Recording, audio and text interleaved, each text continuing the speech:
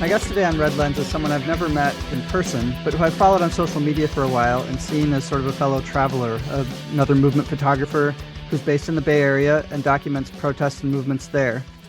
In fact, her Instagram name is Movement Photographer, and we recently interacted online a little bit after the death of Sebastião Salgado, the legendary Brazilian photographer of working class people, oppressed people, and the planet. So I asked if she'd come on the podcast, and I'm really thankful that she said she would. So welcome to Red Lens Podcast, Brooke Anderson. Awesome. Hi, Brad. It's so good to actually get to see your face. I've admired and followed your work for years and we've corresponded, but it's fun to actually, this is the first like real conversation we're having. And so it's kind of fun to be doing it publicly. Yeah, likewise, likewise. Well, why don't we just get started with a little bit about how you first got into photography, when you first got into political activism, and how those things came to intertwine in your life. Tell us your story of how you became the movement photographer.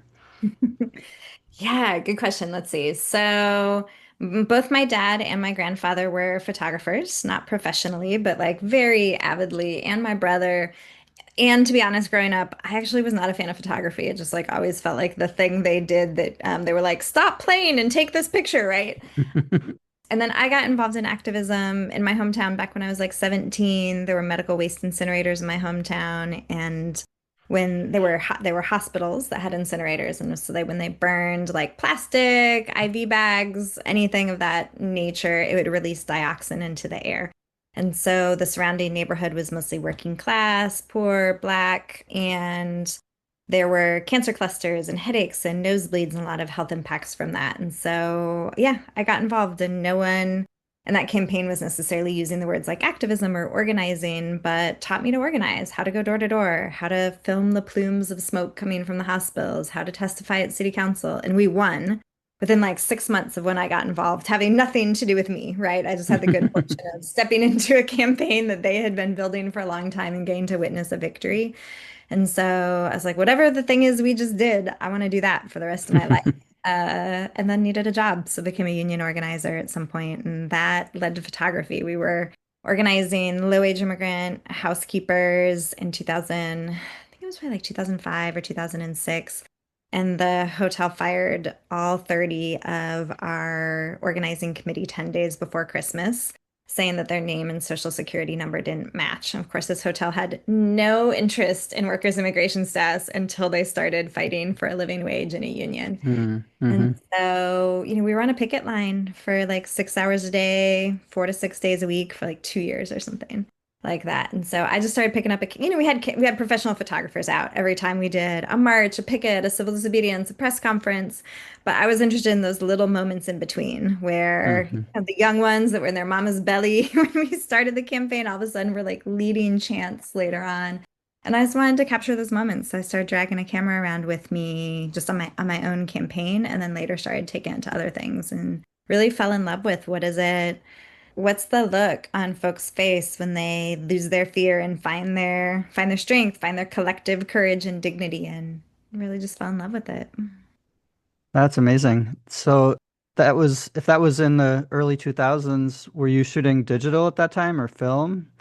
I was shooting digital. I've never shot a film camera or never owned a film. Okay. I guess back in the day, I probably had some point and shoot film camera as a child, but in that era, no, I had one of the earliest, just really small point and shoot digital cameras, and I can't even remember how.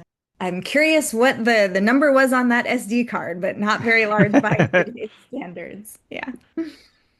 Very cool. So there's a lot I could follow up on about that union campaign and all that, but maybe more can come out as we get talking. But I wanted to just touch on, in terms of influences, when in my introductory comments, I mentioned Sebastião Salgado, and you had said online that his photography was one of the influences on your work when you were starting out. Can you talk about that? Like, how did you encounter his work and how did that influence your photography? Yeah, I don't know. I can't pinpoint the exact moment that I first saw his work. I think probably just on social media. But I think, some of those images, black and white, in particular, his use of light and workers, as someone who is mostly photographing workers, his photographs of workers in the mines and, also folks who are not or not necessarily not workers, but folks experiencing genocide and mass forced migration and war.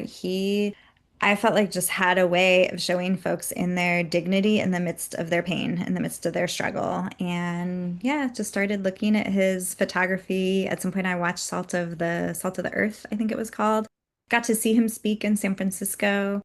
And yeah, had a big influence on me. I'm grateful for his work. And I'm grateful for mentors in my own life who I've had the chance to be mentored by, who I think took it one step further and said, like, what does it look like not just to capture folks in the midst of their pain and their struggle, but like, what does it look like to capture folks in the middle of political struggle and winning those political struggles and the joy and the heartbreak and the all the things of those struggles. So I got some of those as well. But one of the big ones for me was David Bacon, who I think you're familiar with, but he's fellow union organizer and journalist. And he was one of the photographers that was regularly covering the hotel worker campaign that I was talking about. And Hmm. so I would just go up to him and I'd be like, David, what is this button on my camera? I was doing nothing. I was just shooting on automatic, right? Right. And photos turned out terrible. And so every time I'd see him, I'd be like, well, what's this button do, right? And well, you should send me a couple photos and tell me what you think works about them and what didn't. So I'd start sending him photos and he's like, well, we should go get coffee and I can help you figure this out. And so he's just been such an incredible mentor and a bunch of other folks too. But yeah, I'll just name, there's a through line of our photographic photographer ancestors and current day mentors and elders that I think has brought us up as a generation. And then I'm trying to figure out how to do that for the younger photographers I see out at demos and just organizers I see trying to capture stuff with their phone is like, how do we help share that knowledge in a really generous and non-competitive way? Because I think sometimes photography could otherwise be that if we don't bring that sense of generosity and collaboration and solidarity. Yeah, absolutely. Your story sounded kind of familiar because I was a union member and part of the leadership of our union when we went on strike in 2003 and 2007 here in Minnesota and took on the role of we put out like a daily strike bulletin. And so I would go around to all the picket lines every day and with the little point and shoot early digital camera, take pictures at every picket line, then put them together into a newsletter, Xerox them, do them the next day. Also at that time, just pressing the button mostly, but capturing something cool and wishing now, looking back, that I had the knowledge that I do now to, actually capture more of kind of what you're talking about, the different emotions, the pain, but also the positivity and power and struggle. Yeah, it just sounds really familiar and powerful. And brings me to a question of photographic style, with Sebastião Salgado, and I think also with David Bacon's photos. I can see photos and I can say, I bet that's a David Bacon photo. Like when I started to get more serious about photography, I thought a lot about what my style should be, and it seems really intimidating and hard to like develop your own style. How would you describe your style of photography? Like, what are some elements that when people see a photo, they'd say, I bet that's Brooke's photo? Yeah. It's definitely true because I get people that email me or text me, I'm trying to use this photo. It looks like one of yours. And I would ask those folks how they knew. But yeah, it's true. We all have a style. I'm gonna think on how to describe mine, but just on the David Bacon tip, it's like, yeah, his style is very much like shoot from below and make folks look just larger than life. And we always joked on the picket line that he had a dignity button on his photo because some of the workers, silly, they'd be joking around, they'd be talking gossip and chisme and telling jokes and cursing and all the things. And as soon as David took a photo of them, they looked like straight out of Dolores Huerta, Cesar Chavez, right? Yeah. Super. Like, how did you do that? So style, I think I've over the years tended to both, and maybe this also gets to like what equipment you shoot with, right? Like I tend to shoot with both a wide angle and a telephoto. Like I'm often out with either my like 24 to 70 and a 70 to 200, or I'll take like two primes, a 24 and an 80. I love being shooting wide really close to folks in ways that they just absolutely fill the frame, but you still get a sense of context in the background. Hmm. And I want our actions to look large and to feel that sense of crowdedness and momentum that you only feel, I think, when you put the telephoto lens on and really compress an image. And so I will often shoot with those as well. And I say us, I mean, this is a tangent and I want to get back to style, but like maybe this also just gets to who are we as photographers.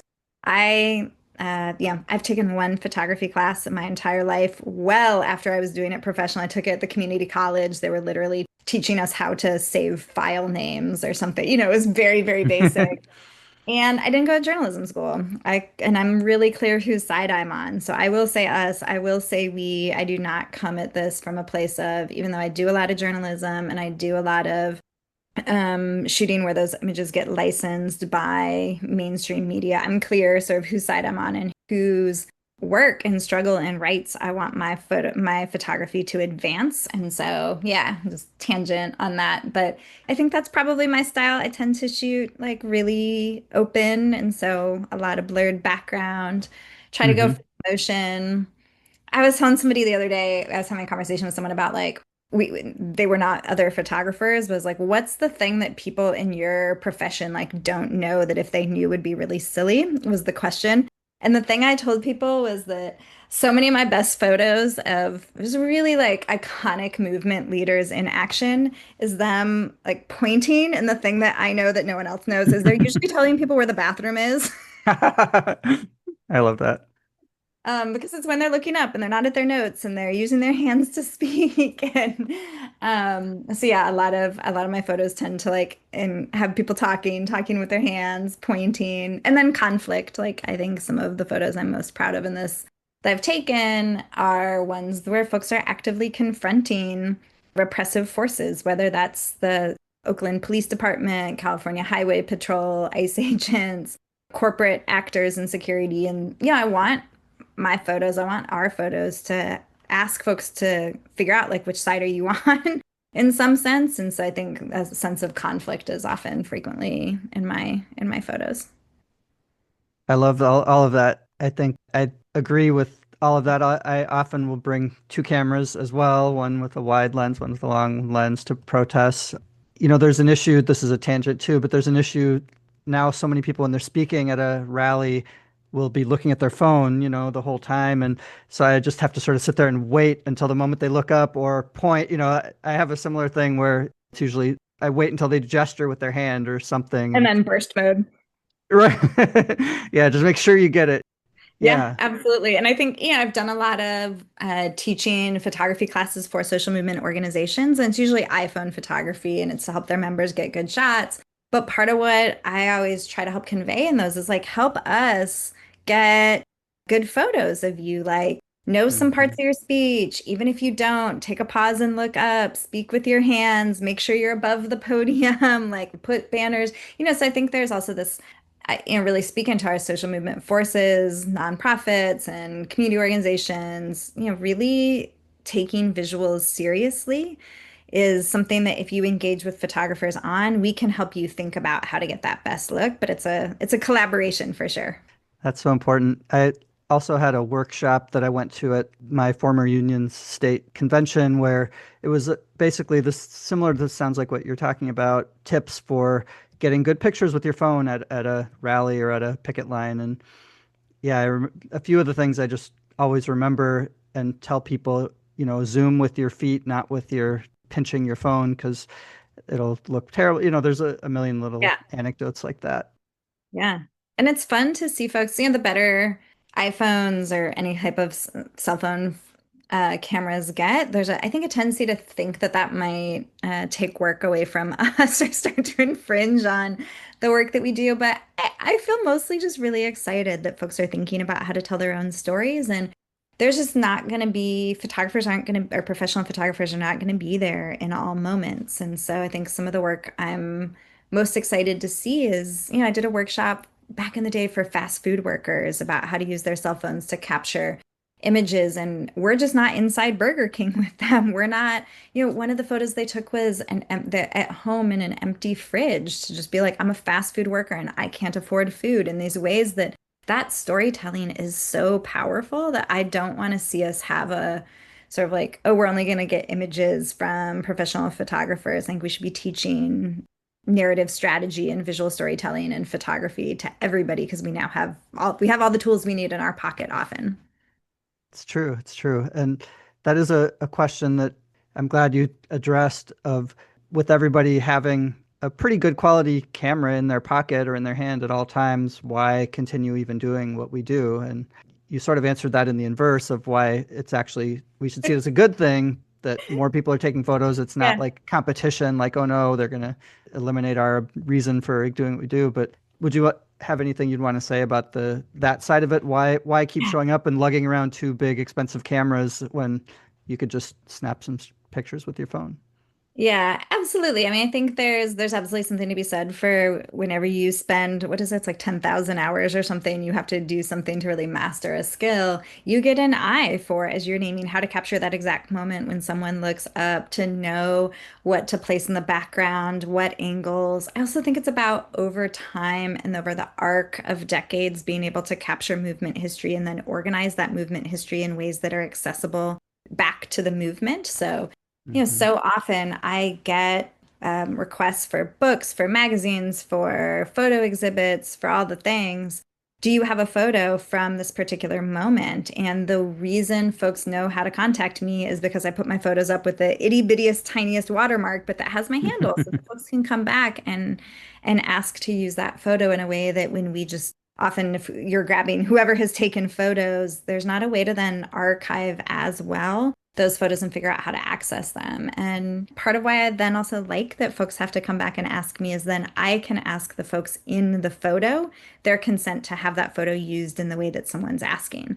And I feel like Hmm. that's really important. I get asked all the time, from foundations after summer 2020 that wanted photos of Black Lives Matter. And it's like, well, did you fund Black Lives Matter? Are you funding Black Lives Matter who want photos of danzantes or Indigenous struggle? And it's like, well, are you funding Indigenous organizations? Or even if they are, and there's not like a weird political thing to that, it's just like, I'm happy for folks to use photos where it's a wide angle and no one's particularly recognizable. But if somebody really fills up a frame, that person should get to say whether or not they want their image used to be the poster child of whatever website, book, magazine, article, I think. And so can't be perfect on that consent tip, but I think the more we think about it and talk about it, and I think there's a role that professional photographers and movement photographers play in helping to like navigate those issues around consent and representation. Absolutely. It's something that when I started doing this podcast, it was 2022, and here in Minneapolis, at least, still very much in the aftermath of the George Floyd uprising and Dante Wright protests, and a lot of talk online and locally about should you post certain kinds of photos or not? Are people going to get the government coming after them if they're seen in photo? So that's a really interesting and cool discussion. But I'm actually working that right now on a book of my photography from the uprising, and Cool. now that 5 years have passed, I think it's a little different. And then right in the moment when the FBI was combing everything they could find to look for people to prosecute. But I'll try not to go down that rabbit hole right now. But one thing it is true that I've started doing at protests as well is I will take pictures of crowds. I mean, if you're out in public, it's expect you're holding a sign. It's kind of like you want to be seen with that Yep. message. So at the same time, I'll often go up to people and say, "Is it okay if I take your picture?" And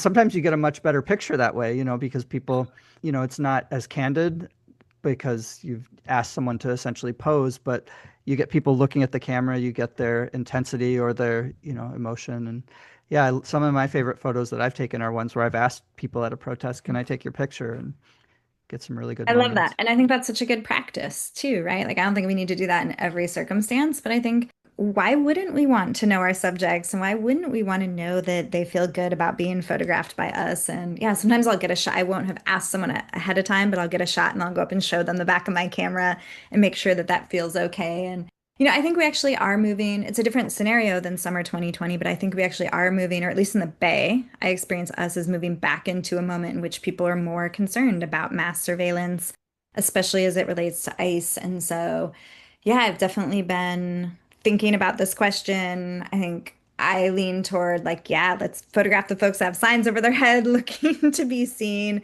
Definitely know that there are cameras there. I just, as a policy, I never take photos of people doing things that are illegal. It's not just I won't share them. It's like I don't even want them on an SD card because I've been arrested before while photographing. And so I assume that anything that's on SD card could end up in police hands.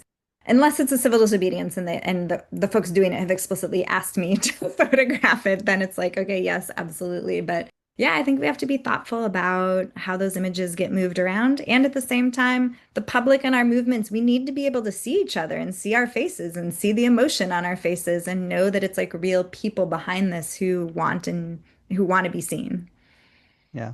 Just to go back to a couple quick things that you mentioned. One is after doing the 10,000 or 100,000 or however many hours of doing photos. And also, I think sounds like both of us have a history of not just showing up at protests to take pictures, but organizing protests and other movement activities and considering ourselves and legitimately being part of the movements that we're documenting. You do start to recognize a moment, right? When like, oh, something is might be about to happen here, and you can get in the right position and position yourself, like you were saying, with a background that's going to be stark or meaningful. And yeah, so I would agree that's a reason to keep doing what we're doing, despite the fact that everybody there has a camera that they'll pull out at some point during a Yeah. protest or activity and snap a few shots to put on, whatever social media they're on. Yep, absolutely. And then every once in a while you see one of those shots and you're like, oh, I didn't think about that angle, or like, how did they get that shot? And I love those moments to learn from. Yeah, also just with knowing how light works, and that's like a lifelong journey, right? Like I'm not going to say I know how light works, but I know probably more than a lot of people Yeah. who are just sort of hitting the button, and you can produce much better photos, especially here where in the winter it gets dark at like 4 o'clock in the afternoon. So a lot of things happen after dark, and it's hard to get good images unless you Yeah. have experience with low light, et cetera. So. Yep. And I really like the point you made about documenting movement history and sort of being a repository in a way of that so that people can come to you for that. And I have had that experience with some of my music photography from Mm. over the years that once bands get big and I had pictures of them from when they were small, those sort of circulate and people want them. And a lot of times on social media, we'll just use them without giving credit. And Yeah. so you can sort of follow up on that. But also with movement stuff, I do have people as well coming up and asking, oh, do you have a picture from this movement? I'm working on a book about whatever it is. So that's good. So now I'm going to sort of try and go back to the question that I had planned to ask next. Sure. You mentioned that you've been arrested taking pictures before, and that kind of leads me into this question. So, photographers that document and participate in political movements, we often have a front row seat to intense and sometimes conflict-filled situations. And as you referred to, sometimes even get swept up in those conflicts. And so we often see and experience a lot of things most people don't see, and that can be both exhilarating at times and traumatic at times. I'd love to hear if you are willing to share your story about being arrested while photographing at a protest, or any other stories that seem noteworthy that people might enjoy.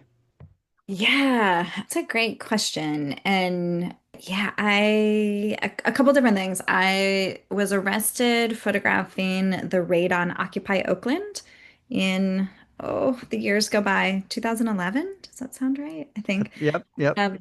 I know it was October 25th. I can't remember the year, but there had been a raid on Occupy Oakland. I lived maybe 4 or 5 blocks away. I had been there photographing much of the night outside of the police perimeter, along with some other friends who were there, like just chanting and holding space. And it was actually after they had concluded the raid, the cops that had been holding a line there just grabbed a couple of us and threw us to the ground.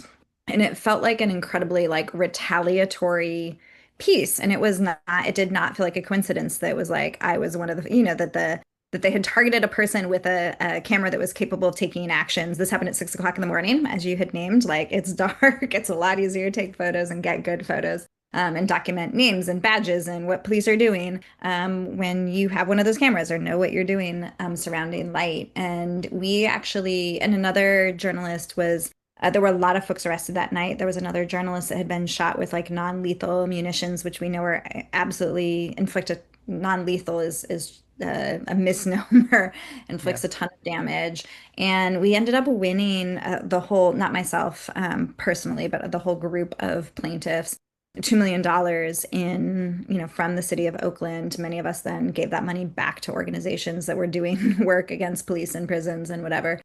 But one of the things that we won as part of that lawsuit was policy that the city of Oakland, if they're doing mass arrests, and I can't remember if they define that as it's like more than 20 people at a time or something like that, have to cite and release and not take people to the county jail, which was one of the more like sort of traumatic pieces, especially for like folks of color, queer and trans folks, other people that are especially targeted by the prison industrial complex.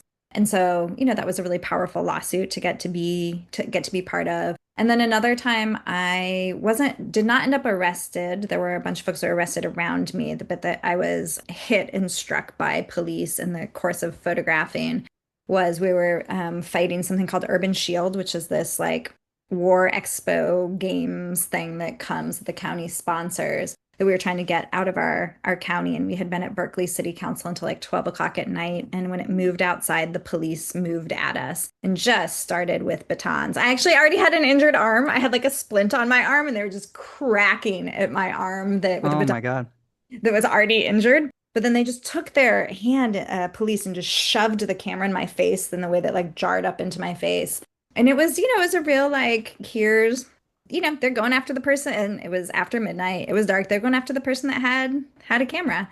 And for that reason and others, it was really interesting during the summer of 2020 when there was also a lot of intense documentation around the George Floyd uprising. There was a crew of photographers that were rolling together, and we at some point just organized friends to like one-to-one just shadow us while we were photographing to be able to say, there's cops coming in, or just watch our back, or pass off SD cards, just as a way to have, when you have a camera to your face, how hard it is to have situational awareness. And Hmm. that ended up being a really useful lesson learned for me.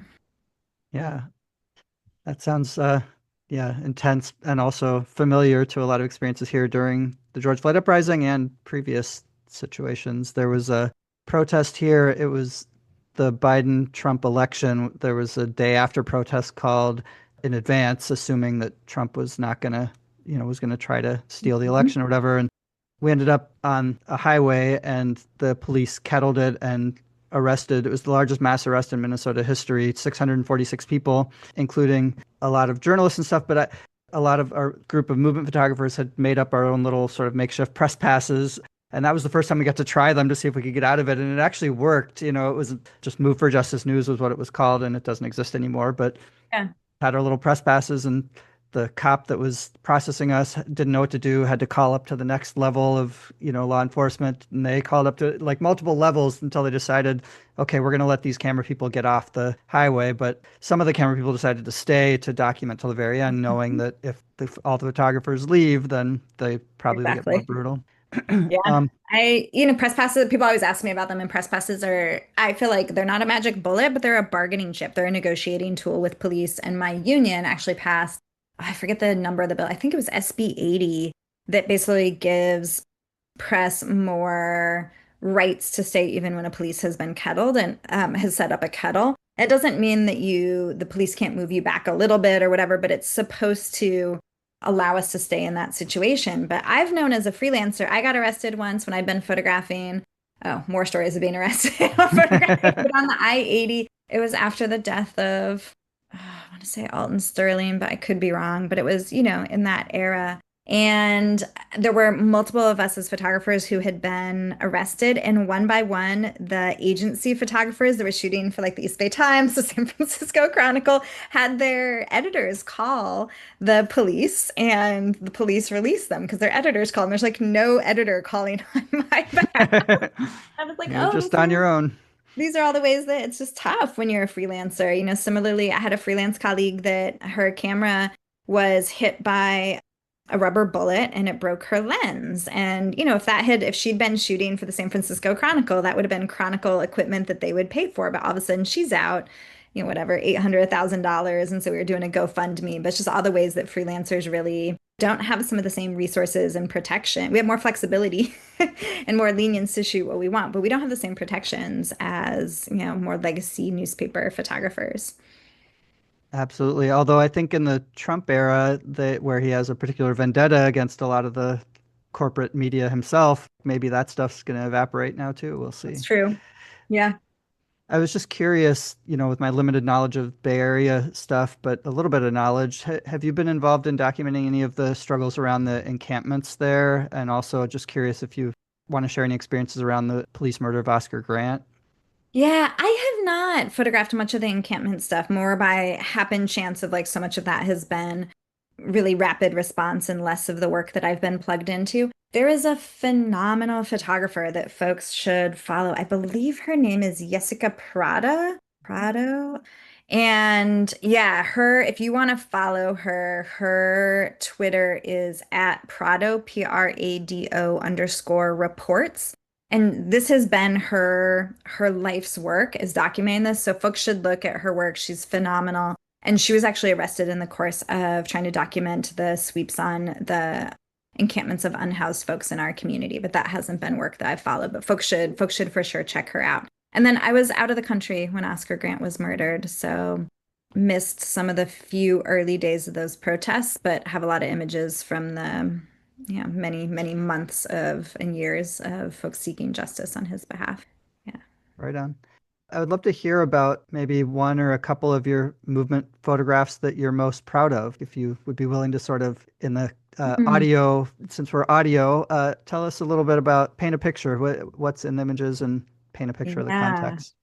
It's ironic. I am like sitting in my office here and I don't have a single image of my that I've taken printed. And folks always ask me, "Oh, I thought your personal space would be full of you've taken." And it's largely because of this difficulty of choosing, like, how would you, after so long, choose one? So maybe I'll do like recency bias. So just, in the last That year works. or two, I think it'll be one of the things at the end of life that I will be most proud of is some of the work that happened in the last year and a half, 2 years to call for an end to genocide in Palestine. And some of the photos that some of the actions that folks have taken here have just been incredibly dramatic. And at one point, yeah, Oakland has a port, and there were what was believed to be weapons shipments going out from the port of Oakland, and folks mobilized. And there's a long history to going back all the way to South African apartheid of movements here, communities working with the Longshore Union to try to block these boats from going out. And so there was this call, but this was on in a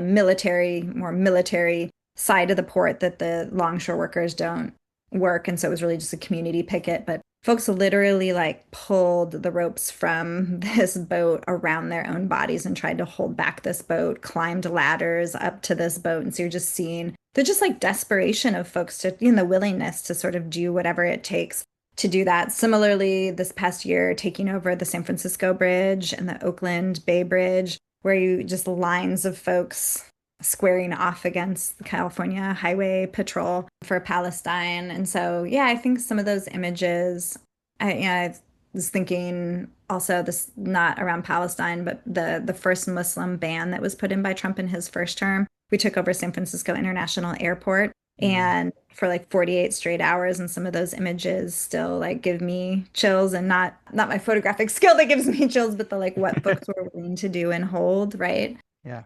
It's like, here's what it looks like to mobilize 10,000 people to an airport on, 1 hour's notice is like the strength of the movement. The Bay Area is just really beautiful, and how painful it has been that that has not been enough. And to just see the amount of death that we're witnessing in the world and to not know what to do with that. I think we're not meant to be witnessing that level of horror in real time images coming at us. I'm hoping that you and I and other folks are also putting images of hope and struggle and courage back out into the world to balance that out. Yeah, thank you. That's an important reminder. People definitely get trauma fatigue or heard different phrases, but it's I mean, important to keep sharing that. But Yeah, Salgado was basically at some point like, I'm not photographing war anymore. Didn't he go photograph icebergs and deforestation? And like, he's like, I yeah, need to be in nature. Yeah. yeah, like 7 years, he just went and did exactly icebergs. And Yeah. yeah. Yeah. So I saw that you also do a podcast. Yeah. It's called That's How the Light Gets In, where you have conversations with movement artists and cultural workers in the Bay Area and beyond. Tell us a little bit more about your podcast and who you talk with and some of the focuses of it.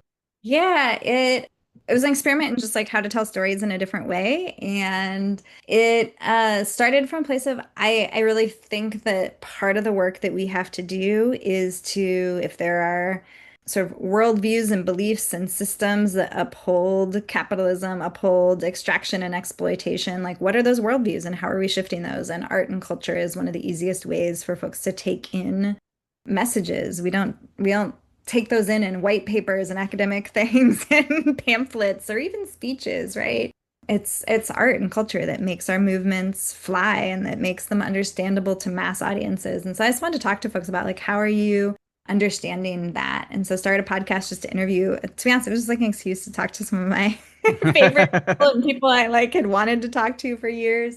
And yeah, so it's been really beautiful. I've struggled honestly to, I don't know, I really admire your consistency. I have really struggled to be consistent on the podcast, but it's been a really beautiful opportunity to talk to everything from like drummers to comics to healers to other photographers and musicians about how they see the world shifting. And I think, the right has really figured out how to exist and thrive and push messages out in so many different mediums in a way that I think the left has not done. And I think we need to be doing more of like figuring out what it looks like to be on Twitch, to be on podcast, to be on radio. And so, yeah, it was just an experiment in that. But folks should check it out. It's on all the things. That's How the Light Gets In podcasts. It's on Spotify and Apple Podcasts and on Instagram and all the things. So, yeah, check it out. I love the name with the sort of that's how the light gets in the reference to sort of Yes, how cameras work and all of that. But exactly. It was intended to be both a Leonard Cohen reference and a photography reference. Yeah. I love that. So it sounds like in some ways similar to why I do this podcast. It gives me an excuse to talk to people who I think are cool and are usually behind the camera rather than Yeah. talking or being photographed. But it sounds like your focus is more on maybe talking to some of the people who you are photographing and having them, giving them a chance to go a little more in depth. I really like that idea. Maybe Yeah, I'll have to start doing that absolutely. too. Yeah, encouragement to, I would love to hear folks in your community come on. I think often we tell or we take photos and we, as the photographer, folks close to the movement or the particular action that's being pictured know so much of the story behind it. And it upsets me sometimes that folks want those images without actually getting to know the people in them or getting to Mhm. like really hear the full story. And so, yeah, part of the podcast was just like intended to be an extended caption on some of those photos. That's a great description of it. I love that. So moving on, you mentioned before that you're a union member, that you're part of, as a photographer or photojournalist, you're part of a union. Looks like it's Pacific Media Workers Guild, CWA Yep. 39521. Tell us a little bit about that. As you mentioned, I did talk to David Bacon earlier about a lot of things, including that. So plug for episode 6 of Red Lens. If you haven't listened to it, folks should listen to that interview with David Bacon. But I'd love to hear your thoughts and experiences. Like I'm a union member now in my day job, well, night job. I work overnights, and I've been a union member for more than 20 years. But that's where we have an employer that we negotiate with and do the thing that most people associate unions with. But tell us a little bit about what a union is for photojournalists who are often freelancers, where there's not one employer you can Yeah. negotiate with. What do you do? Yeah, I'm so grateful to be a union member, and it makes so much sense given how I came up as a union organizer. I can't imagine not being in some type of organized relationship with other folks that are in the same work.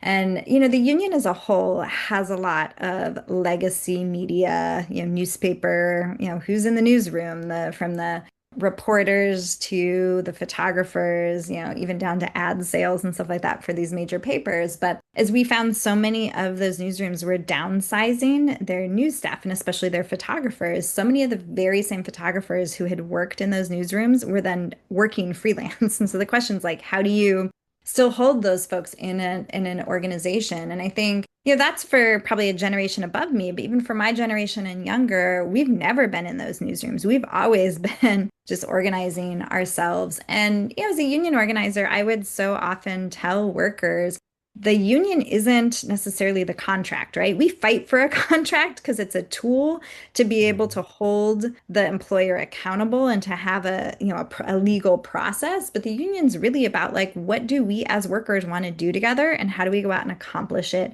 through the power of our relationships with each other and withholding our labor. And so I think that's really the same idea behind the freelance unit. in Pacific Media Workers Guild is like, how do we want to support each other? And yeah, we don't have a collective bargaining agreement because we don't have a single shared employer, but we've held Know Your Rights workshops for photographers who are out shooting in sort of the hectic, there's police and law enforcement around scenarios. We've done portfolio reviews to bring in editors to give people feedback, give the freelancers feedback on their portfolio and how to get hired. Oftentimes we struggle to get paid by clients who just don't respond to our invoices. So there's been a process in the union for some help in those like that collection area.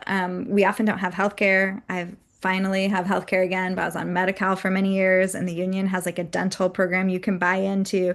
It's just trying to figure out like what are all the That's ways. amazing. Yeah. And, you know, right now in the midst of what's happening in Los Angeles, the union's been tracking like the list of all of the different photographers and videographers who've been injured by LAPD and by the Fed forces and, you know, doing some support work for them. So it's really about more like how do we support each other in that way? You know, it's also been a great resource, our listserv. You know, sometimes we'll get this is more on the writing tip than the photography tip, but like, you know, we'll pitch to a publication and they'll say, what's the rate or whatever. And oftentimes we're underselling our own labor because we're scared that we're going to say a number that's like more Yeah. than someone else. And so it's been a great resource to then also be like, okay, who's printed, you know, who's sold photos to this publication? What's the going rate? And actually just have transparency about what those rates are so that they Mm. can't, otherwise it's like a day labor situation where we're all underbidding each other. So that's Yeah. been the power of the union. And, you know, I told that story about having been struck by police in Berkeley. After that happened, the day after, the union was on the phone with the mayor, on the phone with the police chief, demanding accountability, speaking out for me. So it was also a way to just also have another force behind me that I felt like was helping to hold the police accountable for their actions. I love that. Yeah, and the unfortunately the CWA local here doesn't have a freelancers unit, but Yeah. hopefully someday we'll have that here as well. So on your website, I noticed it says, and you mentioned before that you've done some workshops and you do guest lecturing on photography and photojournalism, which I think is even more cool after hearing that you said you never took a photography class yourself except for one, and so that's awesome. Tell us a little bit about that. What are the workshops you do, and is there anything available for virtually for folks who aren't in the Bay Area, or do people have to make a pilgrimage to the Yeah. Bay Area? Well, if you're in the Bay Area and you're a photographer, please definitely hit me up. I would love just to like have a beer, have coffee, open invitation. And I don't have any virtual ones now, but I regularly do these. Often they are for a specific organization that wants me to do an iPhone photography workshop for their members. And so those are not announced, those are not public, but occasionally I'll do ones that are more like open, y'all come open invitation virtual ones. And so, yeah, I'll let you know when the next one is if you want to share it with your listeners. And then, yeah, I've also taught in more like schools. So this year I did a series of 8 photo workshops for middle school and high school students on photographing climate change, climate chaos, climate justice solutions in Alameda. And they just did an exhibit out. Alameda's like this island off of Oakland. They just did an exhibit with all of their work, which was super fun. Every year, I guest lecture a class on photography and consent at the University of San Francisco with a graphic design colleague of mine, Sabiha Basrai, where we talk about she teaches for graphic designers, but they're constantly designing off of photos, and she wants their folks to understand like what are the considerations you should think about around consent when using images to design off of. So that's been fun. Yeah, I just really love teaching some of I think the best photos are really about storytelling. So it feels mostly about understanding storytelling and less the very specifics, but have also taught a lot of just like tips and tricks on a technical tip, both on cell phones and on DSLRs. I had to at some point write a how to get car caravan pictures. You remember at the beginning of COVID, Yeah. car caravan and like the windows were up, and I was just like, oh my, and it just looks like a series of parked cars. I'm like, this is terrible. So I wrote something actually for car caravan organizers. Let's pray to God we are never photographing more car caravans, but it's like roll down your windows, stick out a sign, like Or a here's what flag or something. Yeah. tell the photographers the routes we can run ahead, right? Yeah. The struggle is real. Yes. Well, and then there's also the question of like take pictures that don't get people's license plate numbers in there. You Yeah, don't want that in your pictures and stuff like that. 100%. Yeah. we've been sort of talking about your work in I said Bay Area when we started. It seems like you're pretty focused on Oakland specifically. And it just occurred to me, like I'm here in the Twin Cities, which Minneapolis has a storied history, has a long tradition, has a large activist community and progressive community. But Oakland, I think, has a very particular history as well. And I don't know, I would just love if you could talk a little bit about Oakland and the movement in Oakland. It's just always from the Black Panther Party on through, everything else I can think of. It's just birthed a lot of incredibly powerful movements. And how does that inform what you do? Yeah, I mean, we are so lucky to have just such an absolutely rich tradition of social revolt. And I think, we should trace that, not necessarily the revolt part, but just tracing our history in Oakland back to the Chochenyo speaking Ohlone peoples on whose land we're on, who have steward this land for, time immemorial and are the current and forever, stewards and caretakers of this land and whose political leadership I also want to lift up like they have. We've seen the movement for land back really thrive and gain traction since Standing Rock, and they've really harnessed that energy here. They've both, there was their shell mounds, like their sacred burial sites. Were going to be turned into like housing, and they fought back and they won, and were able to buy back that site. They've also been able to rematriate so many of our lands, been able to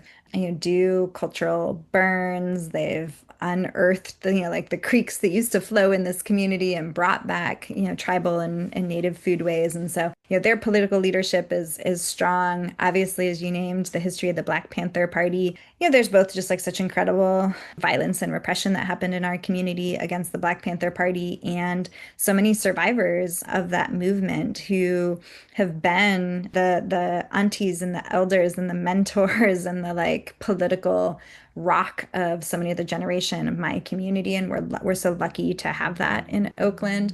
The Bay Area is also birth of so much of the like ethnic studies movement, the free speech movement, so much cultural work, the like muralists and the DJs and the Yeah. MCs, and just it's such a vibrant but also like painful place, right? But that I think so much of that shows up in our movements. And we've had that strong leadership. Like I think about in each of these movements, the Anti-Police Terror Project and the Black Organizing Project. In the midst of the 2020 organizing, I think of like AROC, the Arab Resource and Organizing Center, and Palestinian Youth Movement around Palestine.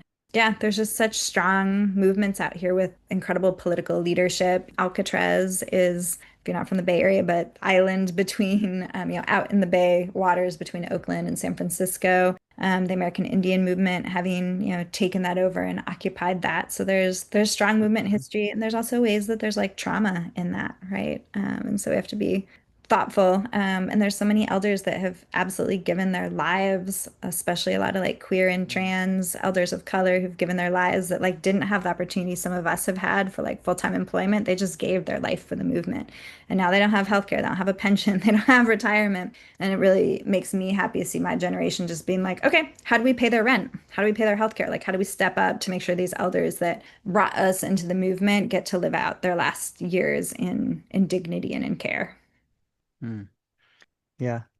Powerful and important questions. And I think as we're seeing now in a period of backlash that we're in, those kinds of questions become increasingly important to how do we care for people who have given their lives for the movement, both elders and also people facing repression in the here and now of all ages. And thinking about the FBI starting to arrest people in LA around the immigrant rights protests and other things like that. Something that we should all have in the forefront of our minds, how, mutual defense of everyone in the movement. Yeah, I feel like so many other movements elsewhere on an internationalist tip is just like really hold their political prisoners and the leadership of their political prisoners up in really strong ways in the way that the US doesn't. Hmm. And maybe it's just we've had fewer people face long-term, prison sentences, but it's exciting to see Leonard Peltier come home. But Mm. I did an episode on my podcast of this like mural project that was one of the murals was like a collaboration between incarcerated Black folks in US prisons and Palestinian political prisoners. And yeah, we have to defend each other, right? And do everything we can to make sure that the cops don't take our people, right? And that when they do, that they're supported and loved, and that we take care of their families and get them out. Absolutely. So I think we should start winding up. I don't want to take your Sure. whole day up. I really appreciate the time you've been willing to talk. And why don't you just let us know where people can find you and your work online, and if there's anything else you'd want to mention before we finish? Yeah, let's see, where to find me online. If you're on Instagram, my work is at Movement Photographer.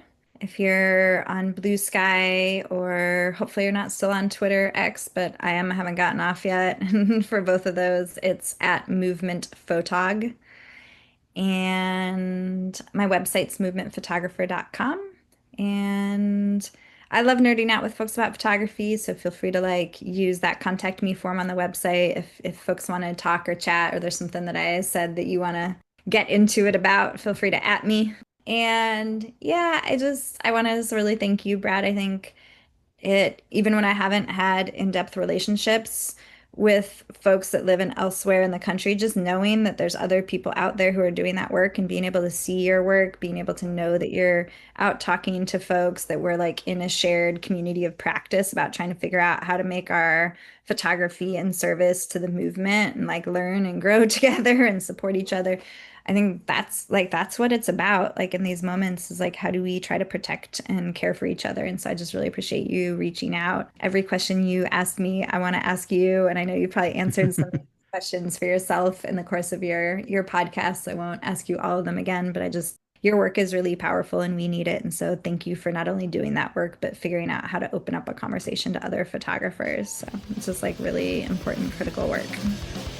Awesome. Thank you so much. Yeah.